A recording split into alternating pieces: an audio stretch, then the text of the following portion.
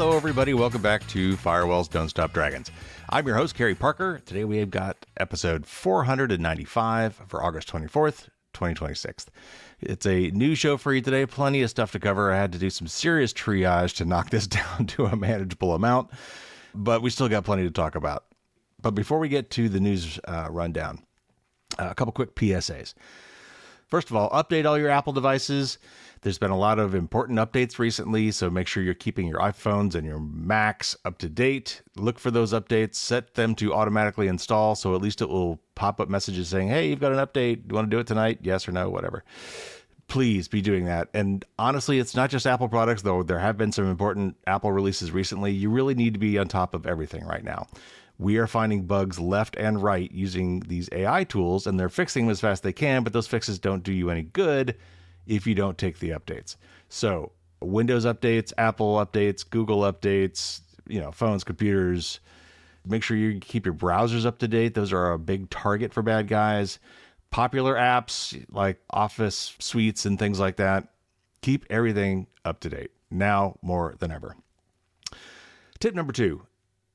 Because AI data centers, which people love to loathe, and I can fully understand, a lot of our chips are being bought up at a ridiculous pace, and the whole supply-demand curve is completely out of whack, meaning that a lot of chips are hard to come by, and if you can get them at all, they're much more expensive than they were. RAM in particular, but things that depend on RAM also have gone up as well. So here's my tip to you. If you need or even strongly want an upgrade or a new device anytime in the next 2 to 3 years, 2 for sure, I would do it sooner rather than later. And by that, I mean weeks, not months. If your computer's getting old, if your router needs to be updated, if your phone is needing a refresh, honestly, I would do it sooner rather than later. Prices have already gone up, but they're not going down anytime soon. In fact, I'm guessing they're going to go up further. In fact, I will go further and say I think some companies are just going to stop making products for a while or go out of business. That sounds dire, I know, but I mean, it's possible.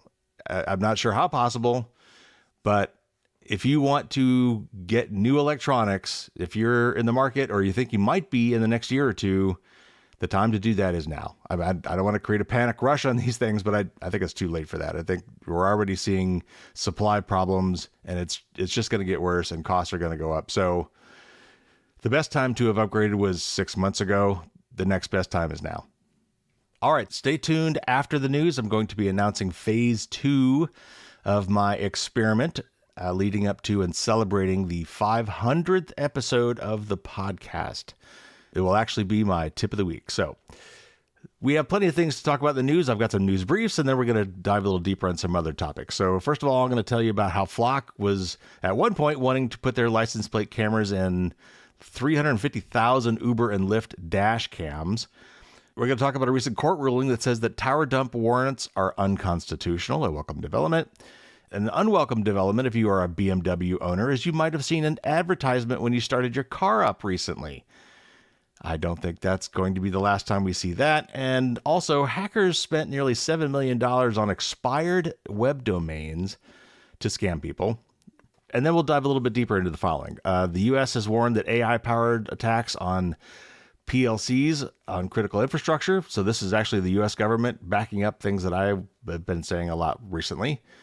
A hacking group has claimed a mass data theft from some big name companies. I think we're going to be seeing problems with that for months to come. The U.S. government, or at least the White House, has published a brand new policy that is causing a lot of concern in the cybersecurity community, basically under certain conditions, allowing private firms in the U.S. to carry out cyber attacks against foreign attackers. Terabytes of credentials were leaked in a new massive supply chain attack. Then we'll read an article from somebody who requested their data from McDonald's and received a 515-page dossier. And then somebody told their AI agent to book them a gym class, and the agent hacked the system to do it. A town called Littleton has claimed that Flock has reactivated its cameras without notifying the town. And then finally, a little bit of good news. Chrome has adopted a new protection against account takeovers that I think is long overdue. And then for my tip of the week, I will describe for you phase 2 of our experiment in digital citizenship. So lots to talk about. Let's get to it.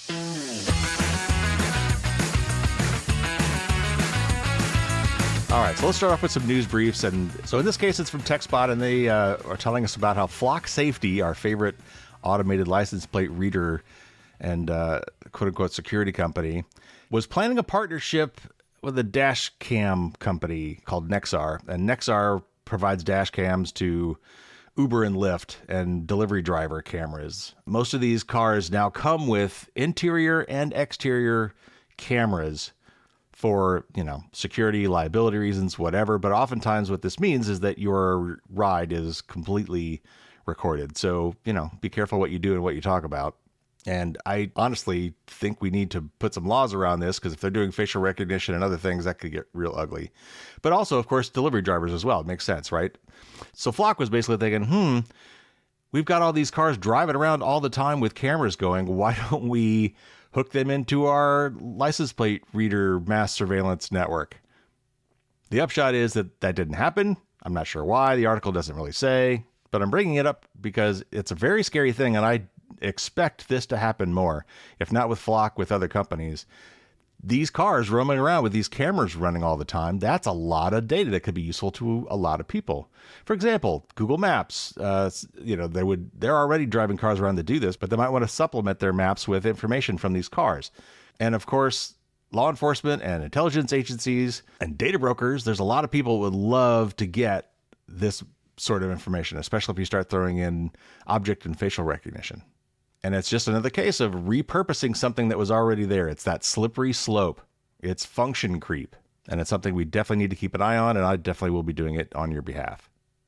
All right, next up, a U.S. district judge named Carlton Reeves in Mississippi has ruled that tower dump warrants violate the Fourth Amendment. And all I can say to that is, yeah, no kidding. So tower dumps basically are going to the cellular companies and say, hey, I want to know every phone that was talking to this cell tower, which basically means in this geographic region, at this time or whatever, because we think there's a suspect in there somewhere, but we don't know who they are, so we want to look at everybody. That is, I believe, a legal term for a general warrant, which our Constitution explicitly prohibits. So we're finally starting to see some court rulings around this, and they've been going our way. And by our way, I mean against mass surveillance, for democracy. And obviously, just like ALPRs, sure, if we monitor everybody all the time in all places, yeah, sure, we could probably solve more crimes. We're not going to prevent all the crimes because people are going to do them anyway. Crimes of passion is a thing.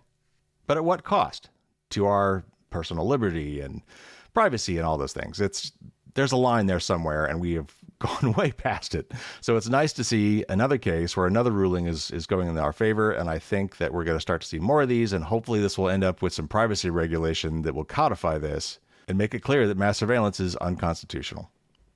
All right, next up, if you are a BMW owner of a certain type of vehicle, I guess this wasn't all their vehicles, you may have gotten into your car recently and started up to see a Spider-Man Brand New Day promotion on your infotainment system. Now, it wasn't like a playing ad. You had to click it to see it or dismiss it. And like all movies today, there's all this product placement stuff in the movie. So if there's a car in the movie, you can bet that car company paid for that car to be there. And there was a BMW, at least one, in the movie. And so there was some sort of a partnership there. And part of the partnership was we will show owners of BMWs a Spider-Man ad when they get in their car. How did that happen? Well, your car is a computer on wheels. It's got a cellular modem. It's constantly on the internet. It's getting software updates. And some of those updates aren't just to fix bugs or add new features. Cars, honestly, are a privacy nightmare. They're filled with sensors. Cars today often have cameras on the inside to make sure that the driver is staying alert, which also means that they're constantly looking at you. I'm not sure what percentage of cars have that these days. I know at least some Teslas do. But this is, once again, blurring the line between something that you own or not. Like, if you bought this car, what is their right to show you advertising? I think BMW was also the company that started to charge a subscription for heated seats. and the blowback was so big that they had to cave on that. We're going to start seeing this more and more, this rent-seeking movement where they're trying to add subscriptions to all of these features and hold you over a barrel over something that you bought, and then ads. Oh my goodness. I've talked to you about this before, where I think Ford had filed a patent for showing you ads in your vehicle based on the conversations that it overhears. Like, you're talking about, boy, I'm really hungry right now. And they've got a built-in GPS. They know where you are. They know what direction you're driving. They've got a navigation system, and they know you're coming up on a restaurant that has paid them to show you an ad if they thought you might be hungry. I don't think Ford has implemented that yet, but folks, this is coming. And when it happens, we need to push back loudly. All right, one more news brief, and that is criminals are buying expired domains to reuse them. Basically, they want to inherit their trust and traffic, or devices even may already have these domains built in to check for updates, maybe. That's probably one of the worst case scenarios. Or maybe just for more information or for support, or for whatever reason, there was a popular domain that has gone defunct, that the company went out of business, they gave up the domain. Maybe they just changed their name and let the domain lapse. That domain is now available for someone else to buy. And these bad guys are buying up expired old domains, trying to trade on the trust that that domain had built up and the traffic that that domain had built up over the years to start doing things like delivering malware, for example. This article from the Hacker News called Sable Squirrel reportedly spent $7 million acquiring expired domains and controls more than 10,000 of them. And it's being used for supporting illegal sports streaming and gambling operations, and also delivering malware. Researchers linked more than 31,000 malware samples to this network. So I've been saying this for a long time, and I think we need some sort of mechanism to be warned when the owner of a domain has substantially changed. And that could be just a regular old merger or an acquisition, or a sellout, or whatever. But we need some sort of a notification that the owner of this domain has changed. Honestly, I think we probably should do that with email addresses as well, or social media handles.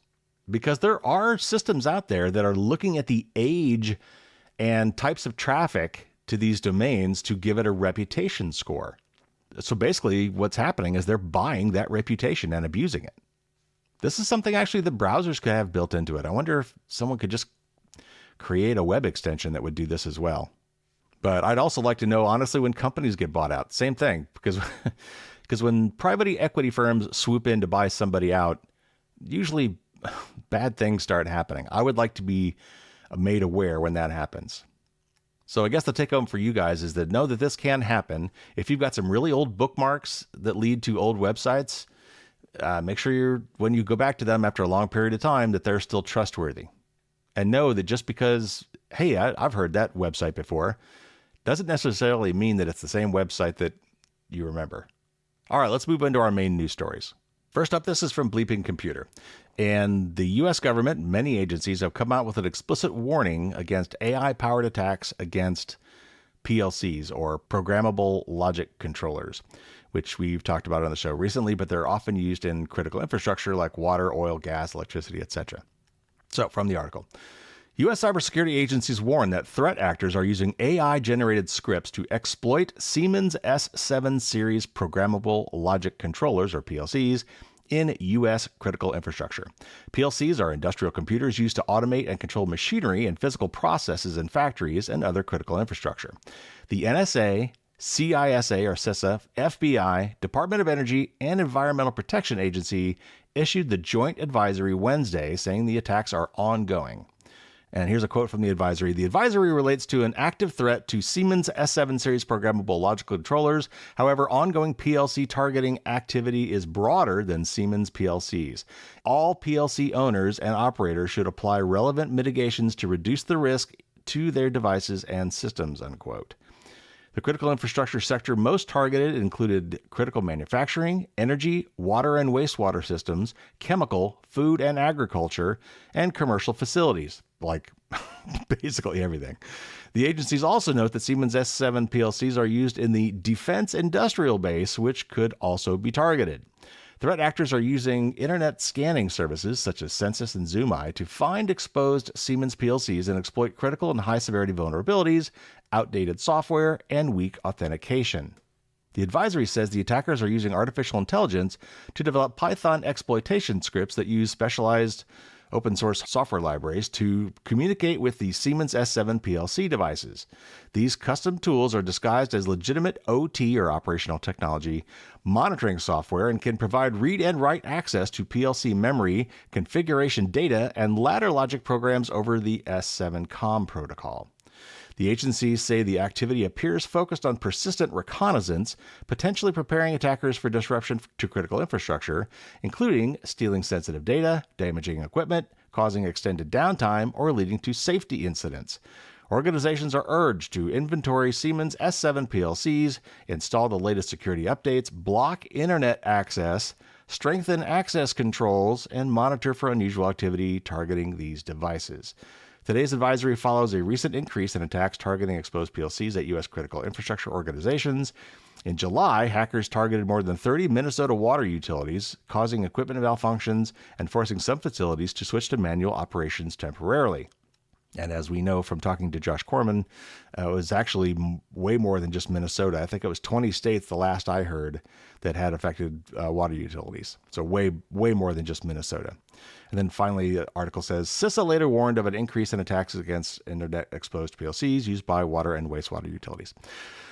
Okay, so I'm just beating this drum because it's really important. This is what's going on right now. We were worried about this with China prepositioning for a potential attack on Taiwan in 2027 or 2028, but it's already happening now. Most of this has been attributed to Iran-based hackers. Since we are in a kinetic/economic war with Iran right now, this really shouldn't be a surprise. Now, of course, I mean, the advisory says, just go fix everything. It is much easier said than done. I will at some point be talking with Dean Ford about this, but it's going to be a little while because my interview schedule is pretty backed up. So I will keep reading stories like this to keep you informed. But yes, we do need these PLCs to be protected or taken off the internet or certainly updated to newer software. But that is just not easy to do. And so what Josh Corman and some other folks have basically been saying is, instead of adding cyber to this stuff, we need to reduce risk. We need to put in engineering solutions that would mean that we could take a punch when something goes wrong, that we have good manual controls if for some reason the automated controls are down, and we can survive some of this meddling with these PLCs. And believe it or not, there are things that you and I, regular people, can do in this effort. And a little bit of foreshadowing, I'll be talking more about that after the 500th episode. All right, next up, this is from TechCrunch and friend of the show, Zach Whitaker. And this is a very disturbing development and something that, despite comparisons to things that have been done in wartime in many years past, it's not really the same. So let me read this article, and then we're going to talk about this. The U.S. government will, for the first time, allow vetted private companies to launch offensive cyber operations against international criminal gangs and hackers, the White House said on Wednesday. In a newly published presidential memorandum, the Trump administration said the move will allow the federal government to use innovative capabilities of the private sector to combat cybercrime and threats targeting Americans, such as ransomware attacks, financial scams, and sextortion. The memorandum allows private companies participating in the government's program to conduct surveillance, like using spyware to collect intelligence, as well as make disruptive attacks aimed at the destruction of criminals' data or systems. The policy change marks a seismic shift in the U.S. government's long-standing position under the U.S. federal computer hacking laws, which broadly prohibit private companies from conducting cyber attacks or disruption operations without a court-authorized approval. Private companies are regulated under the same computer hacking laws as anyone else in the United States, which prohibit people or companies from carrying out cyber attacks. The U.S. government's position to date, through multiple administrations, has been that the private sector can defend against incoming attacks, but not launch or operate them. While the presidential memorandum establishes the new policy, it's still in its early days, and the government has not yet fully established how the program will operate. The new policy is likely to face legal challenges and opposition by critics who have for years argued that private companies should not get involved with government hacking operations. The government will issue guidance in the next 2 months outlining the requirements participating companies will have to meet before being allowed into the program. This guidance would consider companies of all sizes, including smaller private companies, which might be better suited for specialized operations, the memorandum reads. Participating companies must deposit $1 million in escrow, which will be forfeited if the government finds out a company isn't complying with its rules on how to conduct these operations. The memorandum directs the federal government to create procedures preventing any operation from targeting Americans or U.S.-based systems. Any operation will require sign-offs from representatives from the Justice Department and Homeland Security before it can be approved. Operations are to be conducted exclusively under the supervision of the federal government. The policy also requires any participating company to notify the government if it discovers an imminent cyber attack against critical U.S. infrastructure, such as power grids or water providers. The memorandum stops short of allowing companies to hack back any cyber threats. Critics have argued that private industry getting involved with the government operations may spark diplomatic and international ramifications, such as if a foreign government complains that they were attacked by a U.S. company. The policy, according to one cybersecurity veteran, could put Americans who work for private cybersecurity companies at risk of being indicted or taken into custody by a foreign government, much like how U.S. prosecutors have charged Chinese, Iranian, and Russian government hackers with cybercrimes targeting the United States. Yeah. And this is a quote from Jake Williams, an industry veteran who serves as the vice president of research and development at cybersecurity company Hunter Strategy. And Jake says, quote, Americans participating in these operations could easily be classified as non-uniformed combatants while traveling overseas. The allegations that an American participated in these ops need not be true, unquote, noting that the administration's policy alone creates cover for a foreign government to make such accusations. Describing the policy as half-baked, Williams said that while the classified addendum likely answers some questions about how specific targets of U.S. offensive cyber attacks are chosen, he was not convinced the program would not be abused. The Trump administration did not give a reason for the decision, only saying that the government is contending with a growing threat against Americans and businesses. The United States has been facing a number of international cyber threats amid widespread cuts and layoffs to federal cybersecurity staff since the start of the second Trump administration in January of 2025.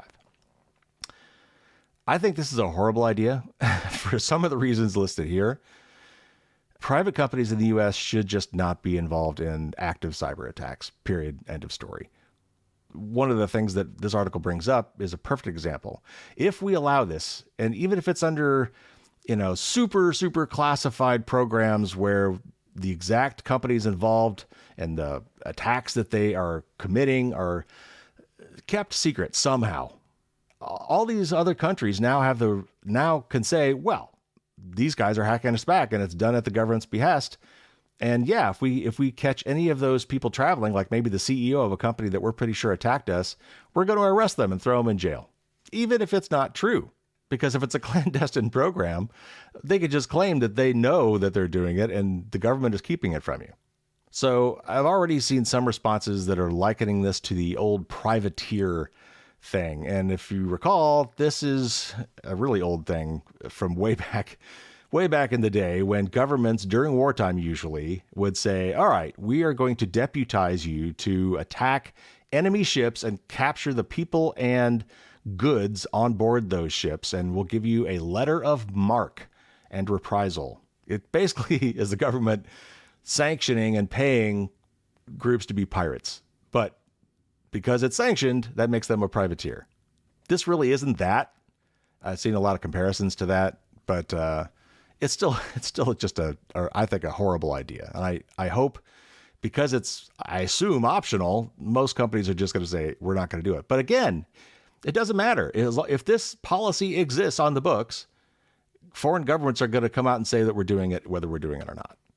This is a bad idea. All offensive cybersecurity stuff should be left to the U.S. government's military and intelligence agencies and law enforcement agencies under the auspices of the U.S. Constitution and with oversight from Congress. And coming in and firing 25 to 50% of our talent in that area and then turning around and trying to take it to the private sector is completely the wrong move. All right, next up here, a story from Ars Technica and Dan Gooden. And it's about a really massive data leak thanks to a very clever supply chain attack. Terabytes worth of credentials, many belonging to the world's biggest and most sensitive organizations, have been exposed in a supply chain attack on Lite LLM. That's Lite LLM as in large language model, an AI thing. Which it says here is an open source tool that streamlines AI-driven software development. Microsoft, Amazon, Cisco, Samsung, and Salesforce are only a handful of the entities whose access secrets were exposed. The revelation was posted on Tuesday and Wednesday by security firms CloudSec and Hudson Rock. CloudSec says it found cloud keys, repository tokens, SSH keys, Kubernetes secrets, and Kubernetes is kind of like a cloud automation framework, package publishing credentials, environment variables, and AI provider keys that could allow attackers to gain access to more than 2,500 organizations. The credentials were extracted during a 40-minute window in March while the victims used compromised versions of Lite LLM downloaded from the package's official location in the Python package index repository. Hudson Rock said it made the discovery after analyzing a 195 terabyte file that it obtained. Neither firm identified the source of the information. The Lite LLM compromise was the result of a previous supply chain attack that infected the widely used vulnerability scanner Trivy, Trivy. Other software infected in the campaign includes KICS and the Telnix Python SDK. Team PCP, a ramshackle but extremely capable gang largely made up of teenagers, took credit for the attack, and researchers have largely corroborated the claim. The compromised versions of all 4 software packages contained code that accessed the memory of infected machines, scraped its contents, and exfiltrated it through an attacker-controlled channel. The data is filled with an assortment of information. Interspersed in the wall of data are credentials to software pipelines maintained by the tens of thousands of organizations that ran Lite LLM during the 40-minute span that the supply chain attack remained active. And there's a full list here, and of course that's a link, but I'm just gonna read you a few of these, a couple dozen. Listen to this: NVIDIA, Amazon, Samsung, Salesforce, Cisco, Siemens, and that's Siemens AG and Siemens Energy, Airbus, John Deere, Regeneron Pharmaceuticals, the London Stock Exchange Group, Thomson Reuters, FedEx, Volkswagen, Deloitte, X, which is Twitter, Epic Games, HP, Philips, Vodafone, Nginx, and Roku. And if you don't know what Nginx is, they're actually a very popular web server that's used all over the place. So it could affect a lot of people. The firm advised all those affected to perform aggressive credential revocation, assume any secret accessible to the Lite LLM environment is compromised, invalidate and rotate all cloud keys, Kubernetes secret account tokens, and GitLab or GitHub PATs, or personal access tokens, and audit logging and egress filtering. There are already signs that some of the affected organizations aren't taking the disclosure with the seriousness warranted. After this post went live, Beaumont reported, and this is a quote from them, "These creds date from about March. One of the orgs impacted told me that they rotated them all, and it's a nothing burger. So I looked at their responsible disclosure policy. It allows trying creds. So I tried them all. Almost every one of them worked." Submitted report, one of the biggest U.S. tech cos. So that was a little bit terse, but basically this guy contacted a big tech company, told them, hey, go check out all these creds. They're like, don't worry about it. There's nothing to see here. Move along. And then this person used some of the credentials that were in this dump, and they still worked, meaning they were not switched out or rotated. Okay. A little bit more here. Ultimately, the new revelations concerning the Lite LLM supply chain attack underscore the growing threat of such campaigns and hence the importance of maintaining vigilance around the use of open source software that, when infected, can spread rapidly across the internet. And we'll end with this quote here from Elan Gal, who's co-founder and chief technology officer at Hudson Rock, who says, quote, The key takeaway is how supply chains have evolved to make a single upstream breach affect thousands of companies simultaneously. A window of roughly 40 minutes in which the light LLM dependency was hacked led to over 430,000 instances in which millions of secrets were harvested. This magnitude pushes us into a completely new world regarding the type of response required from the cybersecurity industry, unquote. So supply chain attacks are a big deal. And as we see here, what that means is there are some best-in-class tools. A lot of them are open source, meaning that they're probably free, meaning that that's why a lot of companies use them. So these very popular tools or libraries or frameworks that are used by many, many, many companies are prime targets for this.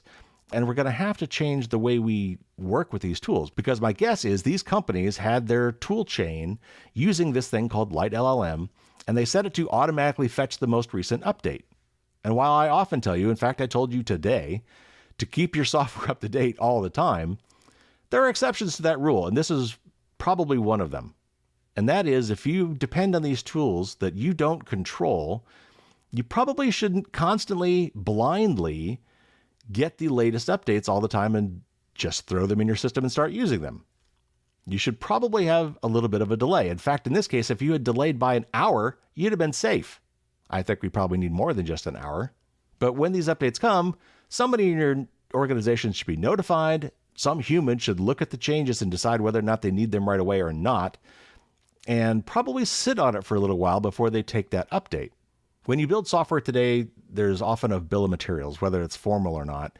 There's a list of things from third parties that go into it. All those software packages or whatever have a version, and they get updated all the time. And the way we should be doing that is we should be pinning those versions. We should be saying, I'm going to use this version of this product, this version of this library, this version of this tool, and I'm not going to automatically update without looking at it first. But unfortunately, what a lot of these ones are doing is they're saying, get me the latest. Their manifest, their bill of materials that says when you're working with this product or setting up your system or running your tool chain, make sure you have the latest version of this. And if there's a new version, just blindly get it, install it, and keep going. That's what happened here. And within 40 minutes, it was caught and fixed. But in that 40 minutes, it caused a ton of damage. I think we're going to be seeing fallout for this for months to come. All right, next up, this is from Wired, and it's actually a much longer article. I encourage you to read it if you've got time. But I've captured enough here for you to get the gist of this. And I think it's just too easy to write this stuff off and think, yeah, I don't care. But this is going to show you why it matters. Okay, so when I first downloaded the McDonald's app years ago, I signed up for its loyalty program hoping to get better deals. Why not get some cheap French fries? While I understood this would entail some type of data tracking, I didn't grasp how the information would be used to algorithmically predict my next purchase. As a California resident, I have the legal right to access the data a company stores about me. So I decided to request that information from McDonald's to better understand what one of the major fast food companies is collecting about its customers. A few days later, I visited the McDonald's Privacy Rights Center site and requested access. I received a 515-page file in my inbox with the iconic golden arches stamped across the top. When customers sign up for loyalty programs like the one offered through McDonald's app, they might not fully realize the extent to which their data is being aggregated and used in predictive models. And this is a quote from Jeff Chester, Executive Director for the Center for Democracy and Technology. And Jeff says, quote, McDonald's secret sauce is really commercial surveillance, unquote. Privacy experts I spoke with said this level of detail may feel invasive, but it's fairly standard for how large companies in the U.S. run their loyalty programs. And this is a quote from his report that says, quote, this report contains specific pieces of personal information about you that were identified by searching McDonald's systems, which contain information about our customers, unquote. It was lengthy and difficult to parse, so I used a generative AI tool to extract key information before verifying details with the original document and reaching out to privacy experts. Much of my data report contains a detailed account of past McDonald's transactions as well as offers the fast food company sent me and how many loyalty points I accumulated. Essentially, every time I opened up the app to grab a bite to eat, it created a detailed record about when, where, and what I purchased. The log was even more thorough than I anticipated, including a record of every time I've scanned a code as part of its returning Monopoly sweepstakes, along with the prize I received. While the sheer amount of data McDonald's stored over the years caught me off guard at first, the way it was used by the company's predictive algorithms was what I found most concerning. The company predicted how often I would visit in the next 6 weeks, 2.16 times, what I would spend on average, $13.49, and what I would spend in total, $29.15. One reporter at Wired joked that McDonald's had created a Minority Report-style dossier to predict my next snack wrap purchase. Beyond the numbers, McDonald's also tracked a large Diet Coke as my favorite item to repeatedly purchase. It labeled my core purchasing habits as getting a, quote, food-led afternoon snack, unquote, or a, quote, on-the-go lunch in a rush, unquote. Jokes about grabbing a food-led snack have now become a meme in my household. Notably, the report also listed my attrition score as 0, which could mean that Ronald McDonald sees me as a lifetime customer who's never going to stop grabbing French fries and a soda on the walk home. And this is a quote from Lori Craner, a professor at Carnegie Mellon and director of their Scilab Security and Privacy Institute, who says, quote, "The 500 pages is kind of a wake-up call, but it's not in a format that people will readily understand," unquote. She says a more beneficial approach for consumers would be highly detailed disclosures during the sign-up process that lay out what's going to be stored in your permanent record and how that data will be used to make specific inferences about you.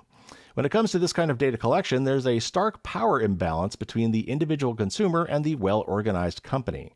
And this is a quote from Ryan Calo, a professor at the University of Washington and co-founder of the Tech Policy Lab, who says, quote, "You're mediated by the technology.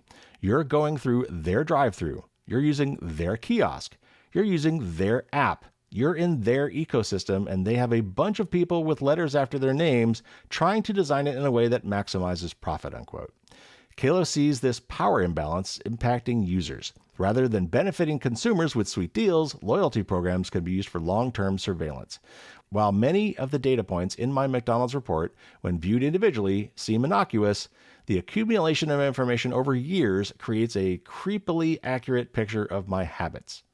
And then he goes on to quote yet someone else, Ari Ezra Waldman, a professor of law at UC Irvine, who says, quote, "You eating this burger or liking that musician itself may not be private, but the aggregation and collection of this information, as well as its processing through AI, can create pretty invasive and personal information about when you're going to be there, what you do during the day, and so forth," unquote.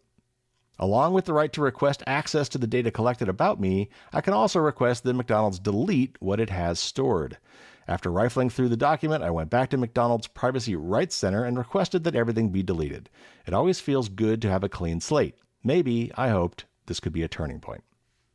Okay, so I don't have a lot to add to that, but how many apps have you installed from restaurants or places that you visit on a regular basis?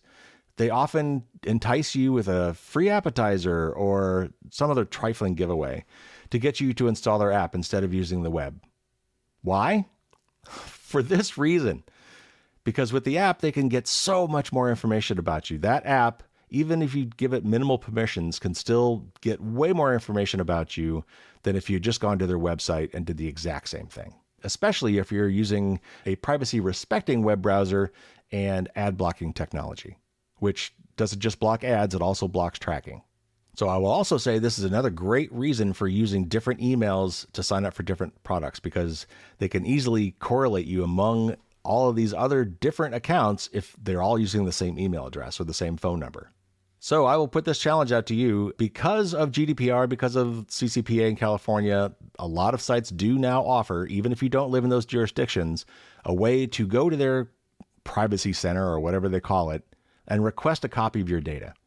I would strongly encourage you to look at any of the loyalty programs that you've been part of, particularly if you've been part of them for a long time, and go to those sites, find a way to request your data and get your report.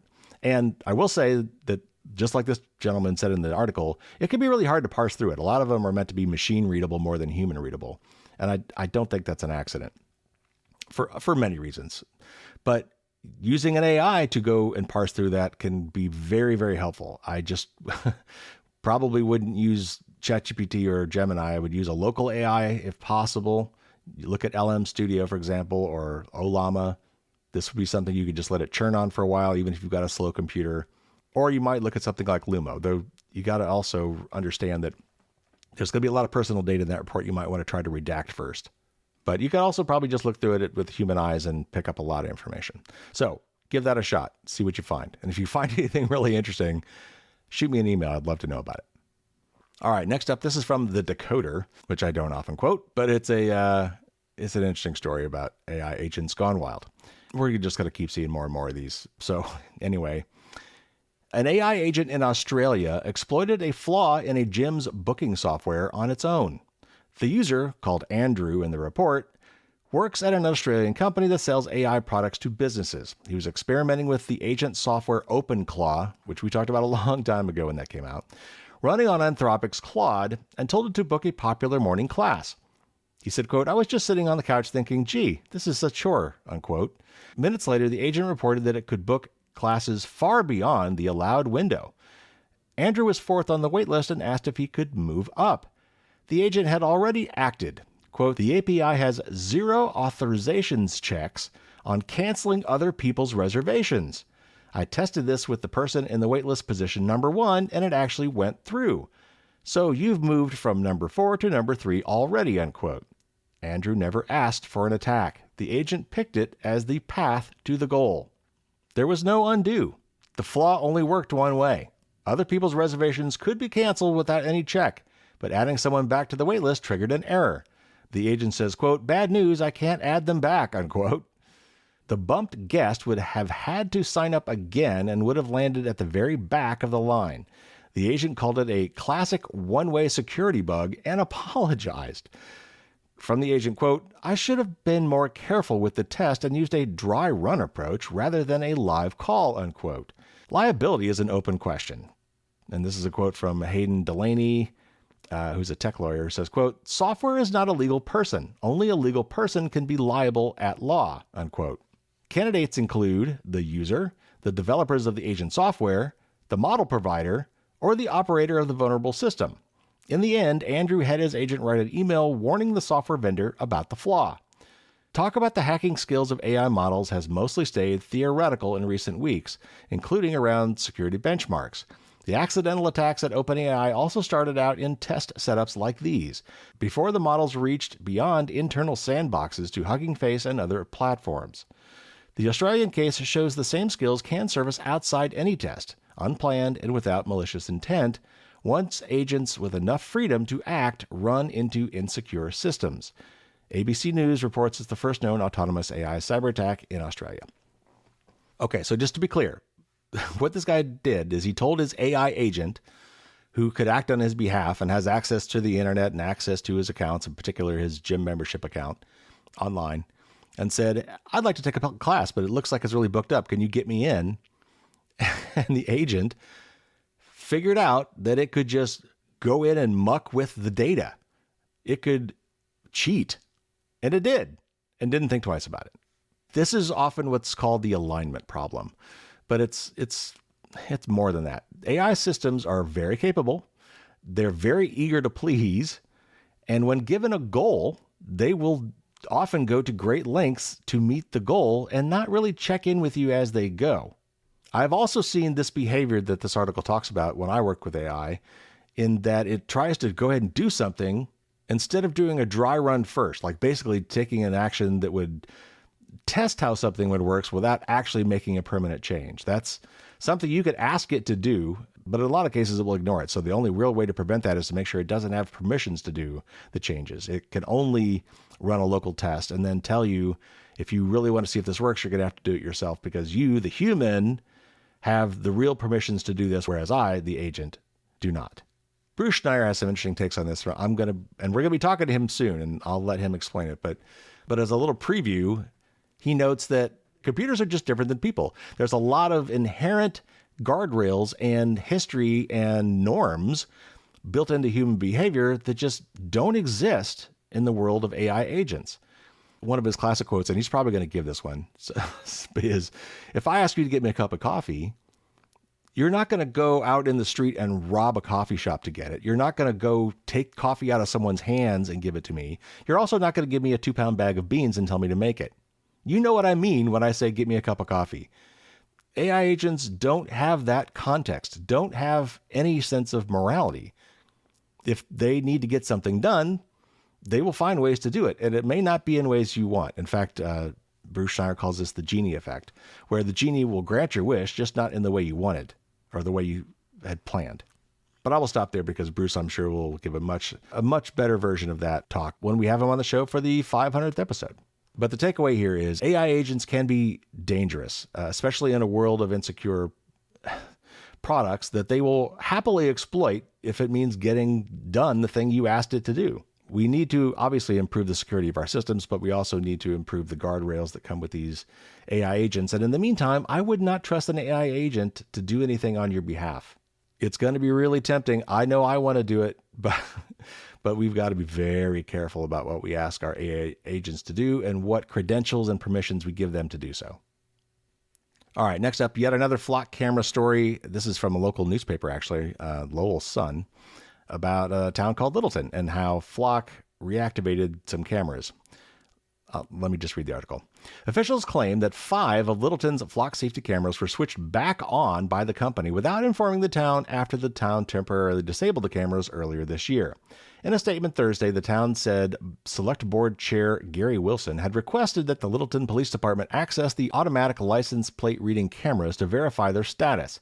In doing so Thursday morning, police found that 5 of the town's 6 cameras had been reactivated by Flock, quote, with no notification to the town, unquote.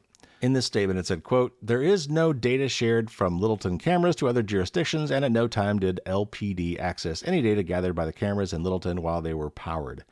Select Board Chairman Wilson and the Select Board were notified and immediately requested the Littleton Electric Light Department turn the breaker off to each camera. As of Thursday afternoon, LELD confirmed, and that's their electric company, turning off the camera power. Select Board Chairman Wilson and the Select Board then directed Town Council to initiate cancellation of the contract with Flock Safety and directed the Town Administrator to coordinate the removal of the 6 cameras on public ways with the Department of Public Works, unquote.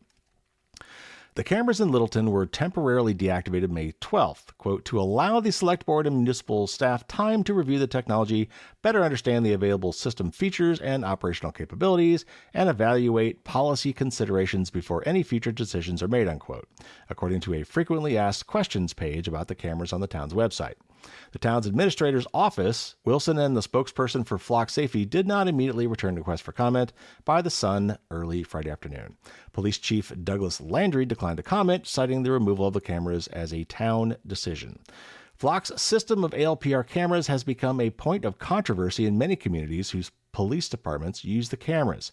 Law enforcement proponents of the cameras in multiple Greater Lowell communities have argued that the cameras have played a significant role in quickly solving crimes and helping investigations. Opponents of the cameras often argue that they are a violation of the Fourth Amendment to the U.S. Constitution and cite the cameras as an invasion of privacy, an example of mass surveillance. Okay, so the real reason I'm reading this, ALPRs is a huge issue right now. There's been a lot of blowback. There's actually a website called noalprs.com. I think it's run by DFlock. We've just finished, last Saturday ended what they called a National Week of Action against ALPRs, but there's still a lot of good information there if you want to check it out.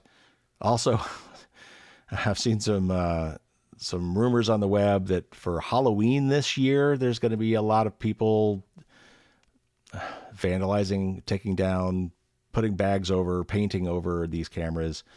I cannot directly support any such actions, of course, but FYI, there could be some stuff going on around Halloween this year. People really don't like these cameras, and there's been a lot of backlash against this. But this goes to show that once these cameras are up, it's not just for the benefit of the city. Once these things are up and running, Flock can still use these. Flock can still sell this data to other communities. And honestly, I wonder how often that happens.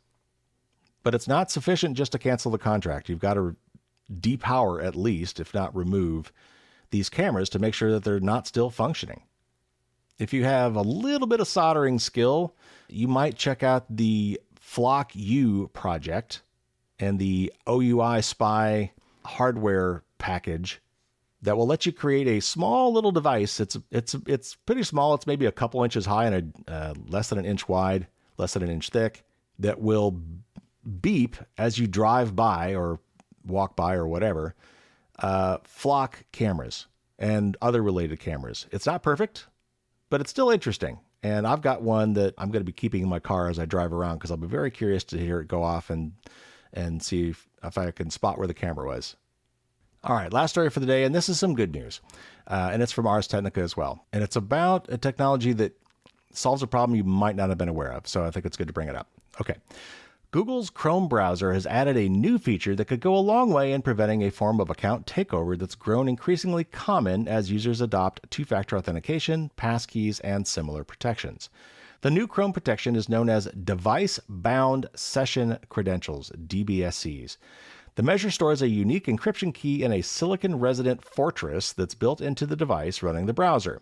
On Windows machines, this fortress is called a TPM, short for Trusted Platform Module. On macOS and iOS, it's known as a secure enclave. Other platforms have differing names. Recently released versions of Chrome for Windows and macOS generate a key that's stored in this fortress. DBSCs protect against the theft of session cookies, the unique strings of characters that websites store on browsers. Session cookies greatly speed up browsing on sensitive sites that require user authentication. Instead of requiring the exchange of credentials each time a user opens a new site page, the server sets a session cookie that effectively proves the user has already successfully logged in. The threat of session cookie theft has grown as 2FA, passkeys, and similar protections have become more common. These newer protections require additional factors beyond a shared secret before a user gets access to a restricted site. And by the way, they say restricted here. All they mean in this case is that the site is protected by a password. Restricted sounds weird, but that's what they mean. Once possession of a mere password is no longer sufficient, phishing and other more traditional forms of account takeovers are no longer effective. To compensate, attackers have increasingly relied on info stealer malware and adversary-in-the-middle attacks. Both forms of attack work by stealing session cookies. Attackers then paste the cookies into their own browser and gain the same access the rightful owner has, at least temporarily, and I'll come back to that. DBSCs are an antidote to session cookie theft. Once a website sets a session cookie, the visiting browser must send a form of the cookie that's signed with the key stored in the silicon. Properties in the TPM or secure enclave isolate the key in a way that prevents it from being extracted. And this is a quote from Scott Helm, a researcher at Report URI, who blogged about it and says, quote, "The attacker can't steal the private key from the device because the TPM or secure enclave will not release it. This is the core protection here. The attacker can steal the cookie, but they can't answer a DBSC challenge by signing it with a private key, which is still safe on the device," unquote. For the moment, DBSCs are supported only in Chrome version 147 for Windows and 150 for macOS. Even then, DBSCs are turned on only for a limited set of users. Presumably, Google is testing the feature before making it generally available. Chrome users on Windows and macOS can check whether it's running in their browser by opening Developer Tools, clicking on the Application tab across the top, and scrolling down. When a user is logged into a site that supports DBSCs, device-bound sessions will appear if the protection is turned on. It's unclear when or if other Chromium-based browsers will implement DBSCs, but it's likely they will be coming. And by the way, many other browsers are based on Chromium, which is the engine that's behind Google's Chrome, including Microsoft Edge and the Brave browser, but not Safari and not Firefox. DBSCs are the latest form of authentication that eliminates the reliance on a shared secret, which, as the world has known for years, is painfully easy for attackers to steal. Under this new model, web servers store the visitor's public key. The servers then send an authentication challenge incorporating the session cookie. Unless the resulting answer, known as an authentication assertion, is signed by the private key stored safely in the TPM or secure enclave, the assertion is rejected. Passkeys, which you can read about in this post, which is a link, work the same way. Okay. So this is a great idea, something that has been a long time coming, and this actually is a global standard. It's not just a Google thing. The World Wide Web Consortium, the W3C, is working on a spec for this. Google is implementing it first. Safari and Firefox, I think, are looking at it. But this will be a very welcome development because, as this article lays out. When you log in somewhere and you go through all the process, whatever it is, to enter your username and password and two-factor authentication, when all that is over, the way it establishes that you are logged in and should stay logged in for some period of time before being challenged again is it drops a cookie on your machine. And that was where the temporarily part comes in the article. They have a time to live. They expire at some point. And it's, I think, open to the server that you're logging into as to how long that would be. Anyway, they expire. Until they expire, if I manage to hack into your computer and steal your session cookies for all the sites you're currently logged into and exfiltrate them, I can put them in my browser, and all of a sudden I am logged in as you, because that is a valid session cookie. And when I go to that website, the website says, give me the cookie, make sure you're legit. And you say, here's the cookie, and it's the right cookie for Carey Parker. Boom, you are now logged in just as Carey Parker is logged into whatever that website is. That is a serious security flaw. Now, it assumes a lot of things. You have to find some way to steal the session key, which is not trivial. But it's still smart to say, you know what, why don't we bind these session cookies to this machine? Like, you're already on this browser, you're logged in from this browser. If I went to one of my other machines, I wouldn't necessarily be logged in. It doesn't transfer that way. So we may as well tie that login session, the session cookie, to the device where you logged in. And so using these trusted platform modules or secure enclave chips, these are often dedicated hardware things on your computer. This is a newer development in modern computers because security has become a very important thing, and we want to guard this data. The way it works is these things hold secrets, private keys in a lot of cases, and you could send them challenges to which these special security chips will give a response. Without giving up the private keys and the secrets that it contains, it will perform an action on something and give you back an answer that only somebody who had that private key could do. That proves that you own the private key or the secret that's in question here. That's what they're doing. They're basically, along with the session cookie, making sure that you can validate that you own that cookie and it came from this machine. And that would prevent somebody from taking that cookie then to a different machine where it would not have that secret locally and could not properly respond to the challenge. And therefore that session cookie would not be accepted and you would not be considered logged in on that different other machine. This is really smart. It's something that, again, it's a cat and mouse game, right? As we keep coming up with these more clever and more secure ways to log you into your online accounts, the bad guys keep finding ways around those things. So this is a smart thing, and I hope that this gets rolled out on all devices and all web browsers in the very near future. All right, now it is time for our tip of the week, and as I have been foreshadowing and promising, today we are launching phase 2 of my digital citizen / digital neighbor. I'm still playing with terms for this. Actually, cyber neighbor might be where I land on this.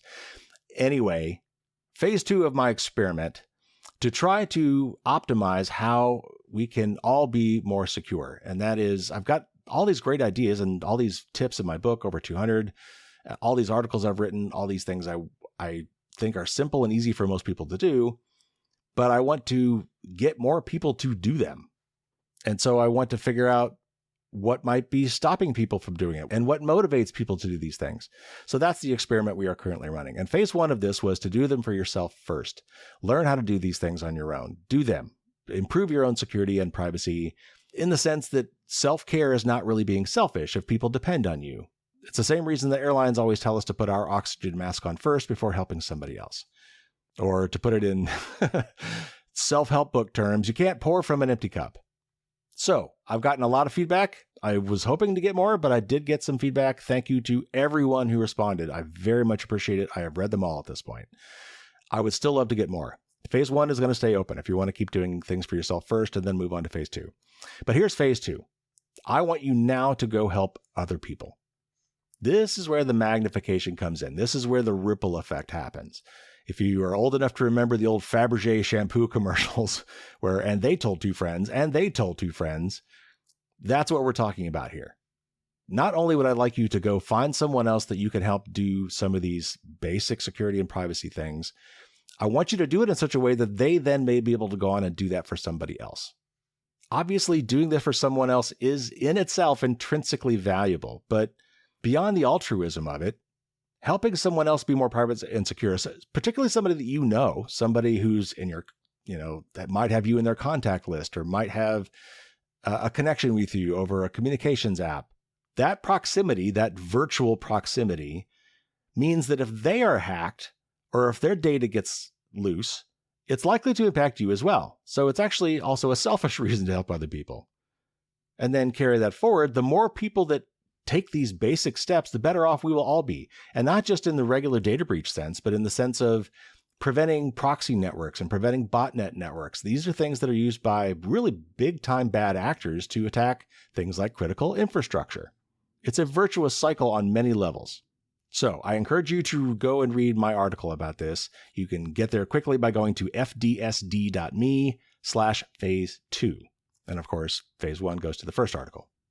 And what I've done is, if you recall, I had these dragon coupons, which the idea there being, this is something you could slip in someone's stocking or give to them on any occasion, really, that says, I will promise to help you set up a password manager or set up two-factor authentication or change to a more privacy-respecting browser or upgrade your router. I had about 30 of these, and they're still great, and they're still useful. And what I've done is really adapted those to this slightly different campaign.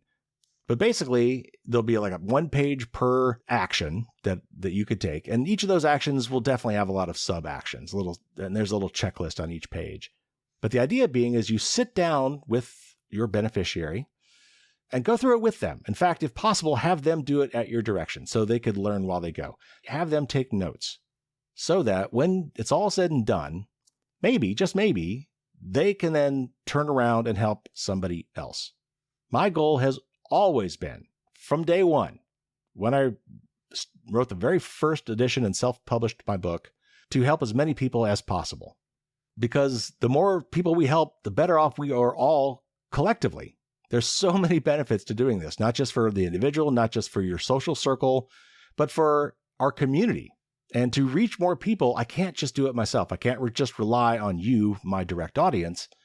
I need a ripple effect. I need this to propagate past that. And I've tried things like this in the past before, but since the 500th episode of the podcast is coming up, I wanted to really take this opportunity in particular to try my hardest to manifest this vision I have for people helping people.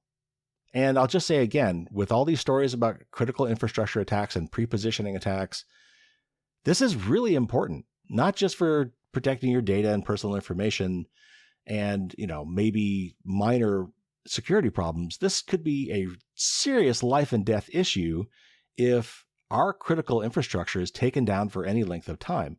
We need to reduce our attack surface. We need to be more resilient.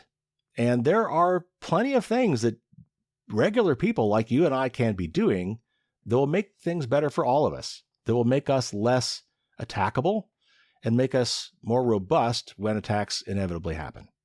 So, since this is an experiment, I am trying to find out what works and what doesn't. I'm trying to figure out what motivates people, what demotivates people, how I could improve these tasks and actions in a way that would maybe help more people do them. In fact, for example, I got a great piece of feedback from somebody who told me basically that the best way to eat an entire elephant is one bite at a time, in the sense that keep each of the steps for these actions atomic, simple, and quick. Like every one of them should be 5 minutes or less if at all possible. And make the point that you don't have to do them all at once. Slow and steady wins the race. Make these things more digestible and easier to do in general. So that went into the creation of this Cyber Neighbor Actions list, which is a PDF that you can download if you go to fdsd.me/phase2 and try these things out and then give me feedback. I want to improve them. So I will be updating this document over time as I get more feedback and get better ideas. So also, if you're doing this, make sure you check back and look for the latest version of that document. All right. So my ask again of you to help me celebrate the 500th episode is to go forth and do good deeds, essentially. Help other people be more secure and private, and it will help you and it will help all of those around you. And in the process of doing this, help me understand what worked and what didn't so that I can continue to improve this going forward in my Dragon coupons, in these Cyber Neighbor action things, and also for the 6th edition of the book, which I'm working on right now. So that is phase 2 of our experiment. It will be going on probably, honestly, forever in one shape or form. But what I really need right now, especially as I'm writing the next edition of the book, is feedback so I can improve it. So check it out, fdsd.me/phase2.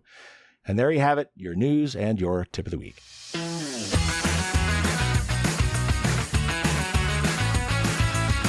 All right, that'll do it for this week. Again, please help me with phase 2 as much as you can. There are other ways you can help as well, and that is just to help me reach more people. So follow me on social media, like, boost, post, repost my social media stuff as much as you can. All of these efforts are going to continue well past the 500th episode, but I could use that feedback sooner rather than later, particularly as I get into finishing up the 6th edition of the book. I will also say that I'm working on something even bigger, sort of phase 3. I've been talking to a lot of experts about this and trying to suss out how this might work. I will probably be announcing it somewhere around the 500th episode, so stay tuned for that. So phase 1 and phase 2 are also laying the groundwork, hopefully, for an even bigger sort of a phase 3 project. All right, so for my top patrons this Thursday, I will be doing the second part of my behind-the-scenes readout on Hacker Summer Camp. First one, we talked about B-sides, and for this next one, I'm going to be giving you some behind-the-scenes stuff for my trip to DEF CON 34. That will be coming out in my Thursday morning Merlin's Musings episode for my top-tier patrons, as usual. And next week, we'll have an interview with Cassie Crossley, who is an expert on supply chain attacks. So that is a very timely episode that'll be coming next Monday. And then coming down the line, we've got interviews with folks from Epic about opt-out dark patterns. We will, of course, be talking with Bruce Schneier in the 500th episode, which is coming up very soon. Dan Gooden from Ars Technica, Tom Kemp, and some other fun surprises coming after that came out of my trip to DEF CON. So that's going to do it for this week. Take care. Stay safe, everybody. Please help me with the phase 1 and phase 2 feedback. And until next time, as always, don't get caught with your drawbridge down.